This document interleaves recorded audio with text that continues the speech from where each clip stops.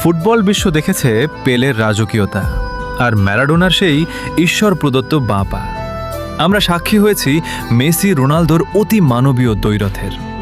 আজকের যুগে হ্যাল্যান্ড এমবাপ্পেরা হয়তো গোল মেশিন হয়ে দাপিয়ে বেড়াচ্ছে মাঠ, কিন্তু এই যান্ত্রিক ফুটবলের ভিড়ে তখন একজনই ছিল যে মাঠটাকে ক্যানভাস বানিয়ে ফুটবল দিয়ে ছবি আঁকত। সে রোনালদিনহোর সেই হারানো শৈল্পিক ফুটবলের শেষ উত্তরাধিকারী নেইমার জুনিয়র। লোকে তাকে ট্রফি দিয়ে বিচার করে, গোল দিয়ে তুলনা করে, কিন্তু তারা বোঝে না নেইমার কোনো পরিসংখ্যানের নাম নয়। নেইমার হলো এক অদ্ভুত সুন্দর যন্ত্রণা। প্রতিবার যখন সে ইনজুরিতে পড়ে মাঠ ছাড়ে, ফুটবল তার চিরচেনা ছন্দ হারায়।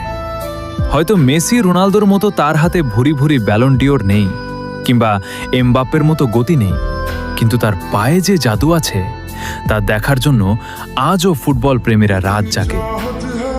ইতিহাস হয়তো গোলদাতাদের মনে রাখবে, কিন্তু ফুটবল রোমান্টিকরা মনে রাখবে সেই জাদুকরকে, যে জেতার জন্য নয়, আমাদের ভালোবাসার জন্য খেলেছিল।